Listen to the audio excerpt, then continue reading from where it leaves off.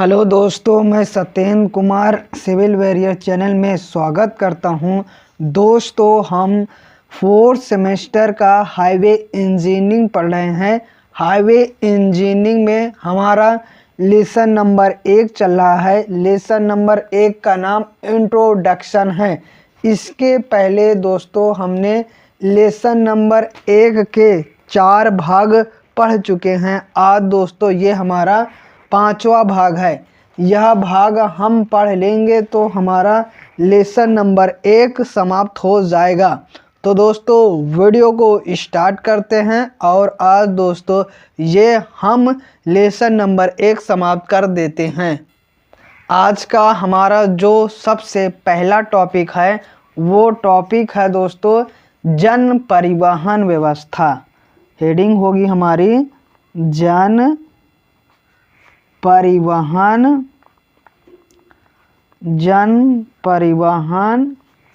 व्यवस्था। हेडिंग होगी हमारी जन परिवहन व्यवस्था क्या होता है, इस पर हम विस्तार पूर्वक जानेंगे। इंग्लिश में कहते हैं मास ट्रांसपोर्टेशन सिस्टम।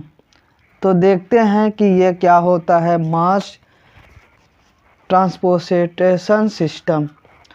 तो शब्द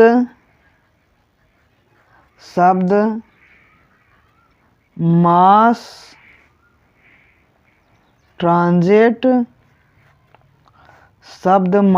ट्रांजिट इंग्लिश में कहें तो मास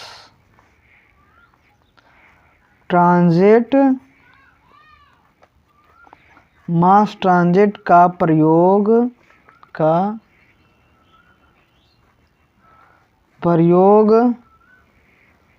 आमतौर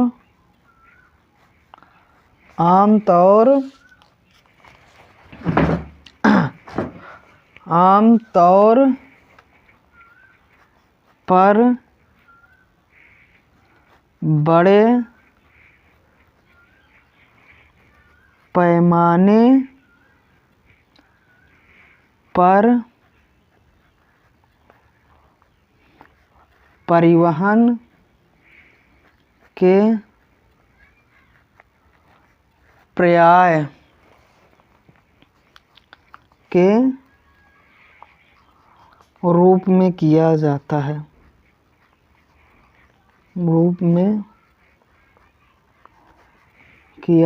है। मतलब चाहे हम जन परिवहन कहें या फिर परिवहन कहें, बात वही होती है।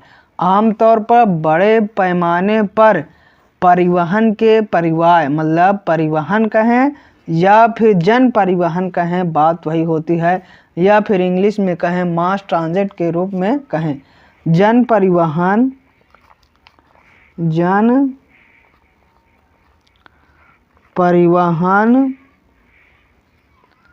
एक प्रकार की परिवहन प्रणाली है। जन परिवहन क्या है? एक परिवहन प्रणाली है जिसमें बड़ी संख्या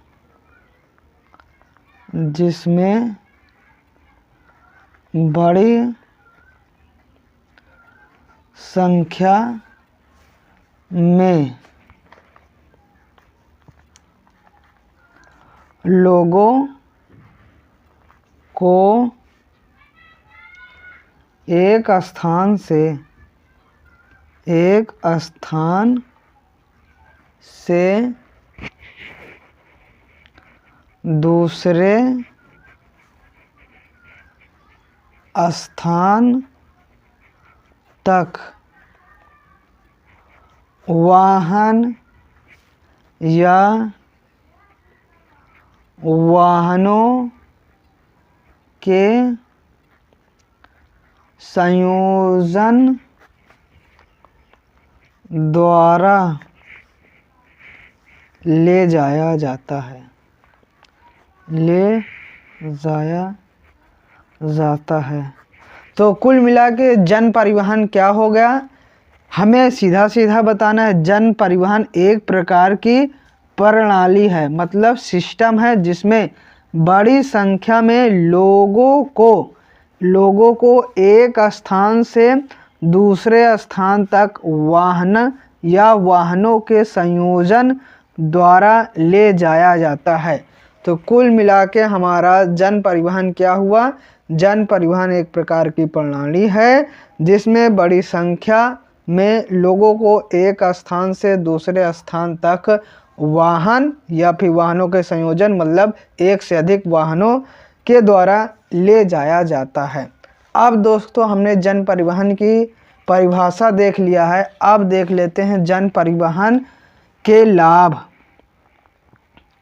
जन परिवहन के लाभ, जन परिवहन के लाभ इंग्लिश में कहें तो एडवांटेज ऑफ मास ट्रांसपोर्टेशन। जन परिवहन के क्या लाभ होते हैं, अब इसको देखते हैं। सबसे पहला हमारा है लंबी यात्रा में सुखदायक। लंबी यात्रा में ये सुखदायक होते हैं।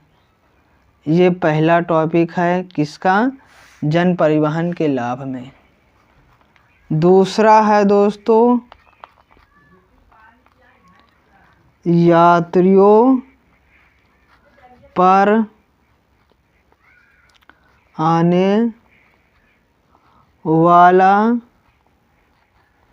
खर्च कम होता है। जन परिवहन का सबसे फ़ायदा क्या होता है, सबसे फ़ायदा होता है कि यात्रियों पर आने वाला खर्च कम होता है। फिर इसी प्रकार तीसरा है एक बार में अधिक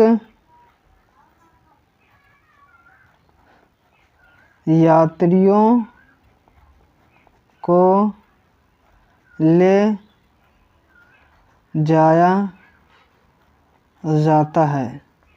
जन परिवहन में क्या होता है, जन परिवहन में ये होता है कि एक से अधिक व्यक्तियों को एक साथ ले जाया जा सकता है। फिर चौथा है यह निजी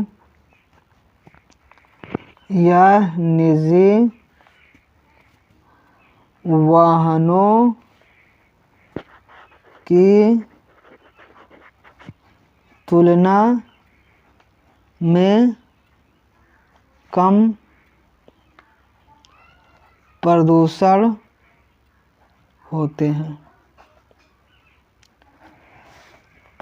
तो जन परिवहन से क्या क्या लाभ होते हैं, सबसे पहला होता है लंबी यात्रा में सुखदायक होते हैं, यात्रियों पर आने वाला खर्च कम होता है, और होता है एक बार में अधिक यात्रियों को ले जाया जा सकता है, और चौथा है यह निजी वाहनों की तुलना में कम प्रदूषण होते हैं।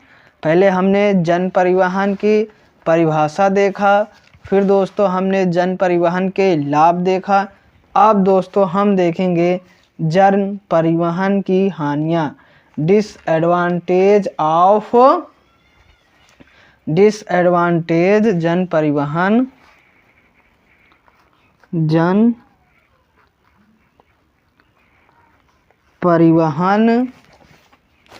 जन परिवहन की हानियाँ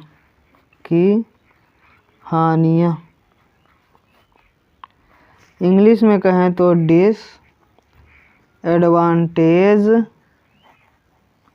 डिसएडवांटेज ऑफ मास ट्रांसपोर्टेशन, ये हमारा अब टॉपिक है। तो देख लेते हैं कि हमारा इससे क्या क्या हानि होती है। सबसे पहला है जन परिवहन,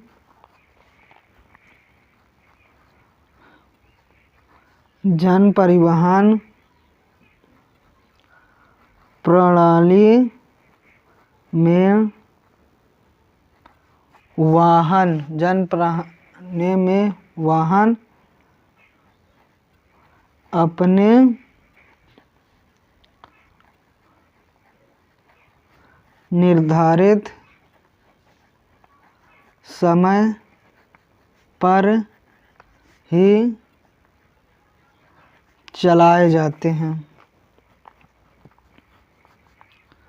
ये पहला होता है, मतलब ये आपके टाइम पर नहीं चलेगी, उसका जो समय रहेगा उस हिसाब से चलता है परिवहन। फिर है यह केवल उन क्षेत्रों में संभव है जहां आबादी अधिक होती है। जहां आबादी अधिक होती है वहीं यह परिवहन सिस्टम सफल है। फिर तीसरा है दोस्तों, यह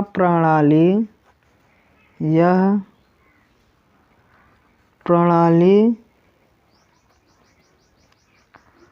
निर्माण व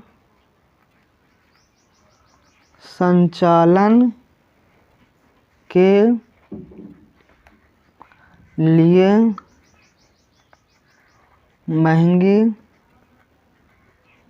पड़ती है। और चौथा है दोस्तों, जन परिवहन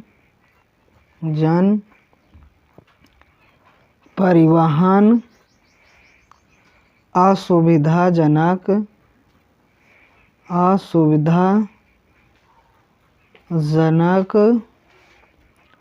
व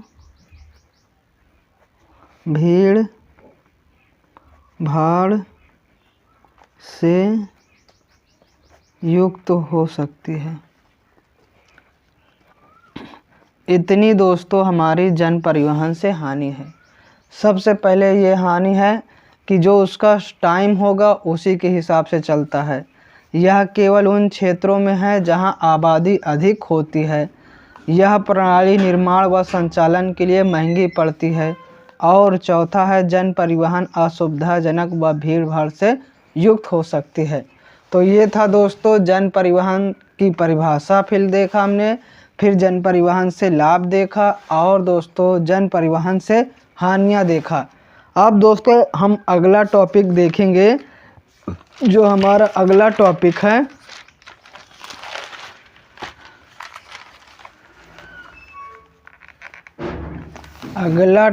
है दोस्तों हमारा स्मार्ट हाईवे क्या होता है। ये अभी अभी नया स्टार्ट हुआ है स्मार्ट हाईवे। पहले हाईवे था, अब स्मार्ट हाईवे पर सरकार उन्नति कर रही है और उसी को बनाने की बारे में सोच रही है। हेडिंग होगी हमारा दोस्तों स्मार्ट हाईवे। इंग्लिश और हिंदी में दोनों में कहते हैं स्मार्ट हाईवे। तो देख लेते हैं ये क्या होता है। स्मार्ट हाईवे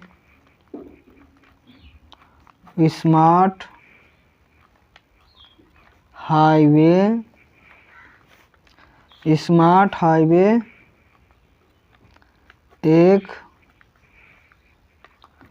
ऐसी अवधारणा है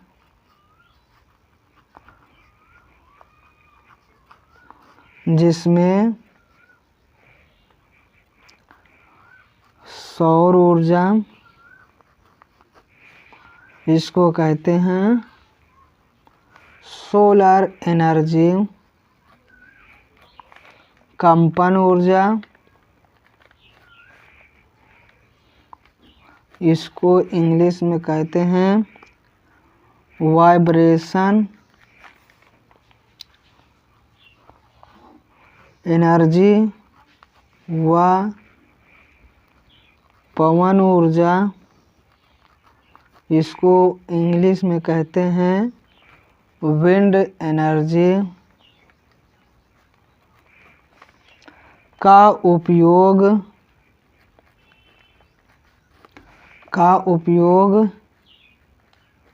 करके वाहनों को चार्ज करके प्रकाश व्यवस्था करके सड़क की निगरानी करके राजमार्गों को स्मार्ट और अधिक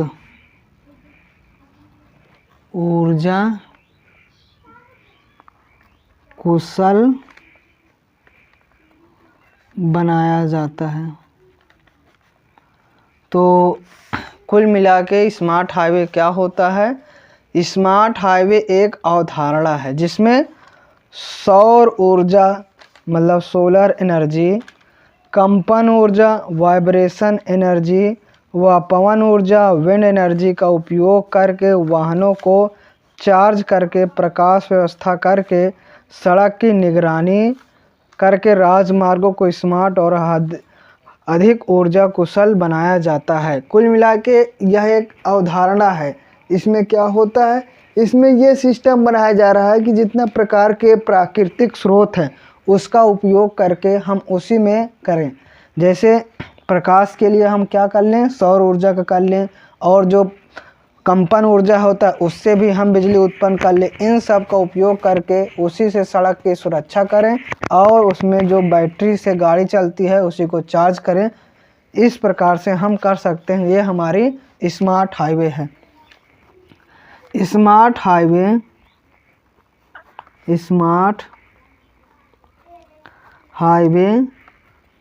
पर स्मार्ट टेक्नोलॉजी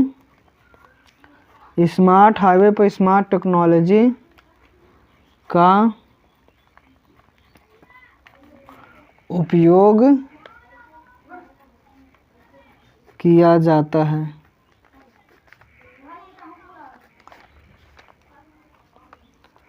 जिसमें सौर ऊर्जा,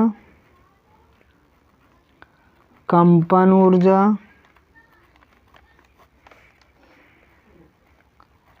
पवन ऊर्जा को बिजली में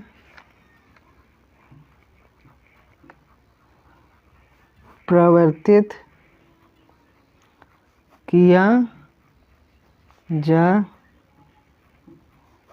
सकता है। इन ऊर्जाओं का उपयोग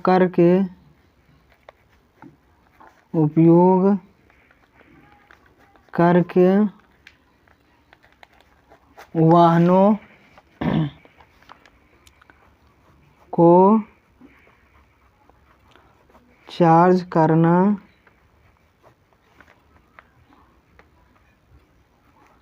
प्रकाश व्यवस्था की जाती है।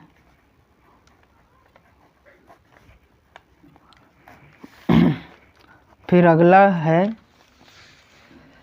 राजमार्गों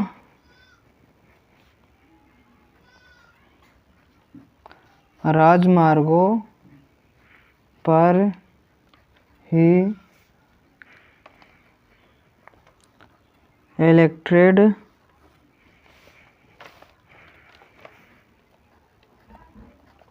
कारों को चार्ज करने की व्यवस्था की जाती है। तो कुल मिला के ये हुआ हमारे स्मार्ट हाईवे। स्मार्ट हाईवे में कुल मिला के ये होता है कि सौर ऊर्जा, कंपन ऊर्जा, जितनी पवन ऊर्जा का उपयोग किया जाता है प्रकाश के लिए, इलेक्ट्रिक कार चार्ज करने के लिए, इन सब से उपयोग किया जब एक हाईवे बनाया जाता है उसे हम स्मार्ट हाईवे कहते हैं। अब दोस्तों अगला और आखिरी टॉपिक लेसन नंबर 1 का है हमारा सड़क परिवहन। सड़क परिवहन व रेल परिवहन की तुलना, comparison of road and rail transportation. देख लेते हैं दोस्तों सड़क परिवहन और रेल परिवहन में क्या अंतर होता है। ये हमारा आखिरी टॉपिक होगा। तो इस साइड हम लिखेंगे दोस्तों सड़क परिवहन और इस साइड हम लिखेंगे रेल परिवहन। पहला है हमारा सड़क पर निर्माण व्यय खर्चा, व्यय कम आता है। सबसे पहला जो अंतर होता है, जो सड़क का निर्माण किया जाता है उसमें जो खर्चा आता है वो बहुत कम आता है। फिर है सड़कों की तुलना में, सड़कों की तुलना में रेल मार्ग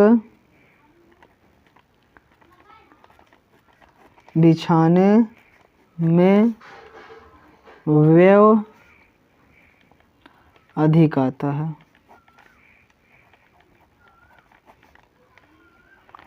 ये पहला अंतर हुआ। दूसरा है सड़कों पर वाहनों को चलने के लिए कोई समय बंधन नहीं होता, कोई समय बंधन नहीं होता है। जबकि इसमें क्या होता है, रेलगाड़ियाँ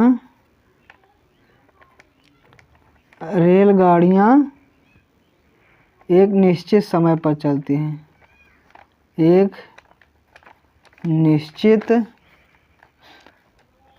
समय पर चलती हैं। ये हमारा दूसरा पॉइंट था। इसी प्रकार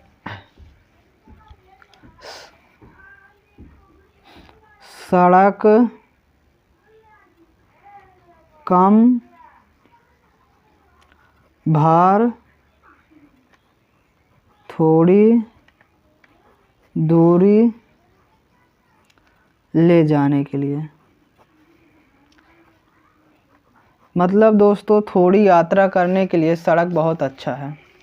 और रेल मार्ग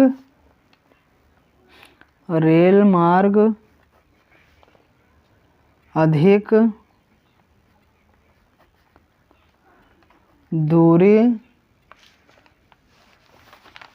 दूरी व अधिक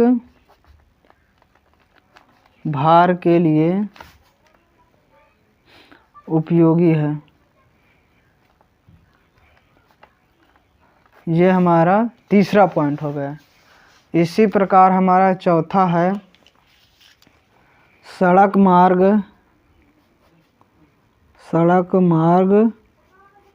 पर कम खर्च आता है और रेल मार्ग पर ज़्यादा खर्च आता है। इसी प्रकार अगला है लंबी यात्रा के लिए सुखदाई है। और ये क्या है? लंबी यात्रा के लिए सुखदाई के लिए नहीं सुखदाई है। ये है लंबी यात्रा के लिए सुखदाई है। तो ये था दोस्तों सड़क परिवहन और रेल परिवहन की तुलना। दोस्तों लेसन नंबर 1 हमारा जो था इंट्रोडक्शन, यह समाप्त हो गया है। दोस्तों इसके साथ हम वीडियो समाप्त करते हैं। उम्मीद करता हूँ यह आपको लेसन नंबर 1 समझ में आया होगा। यदि कोई भी टॉपिक नहीं समझ में आया होगा तो कमेंट कर दीजिए, हम ज़रूर उसका रिप्लाई कीजिए। Thank you for watching.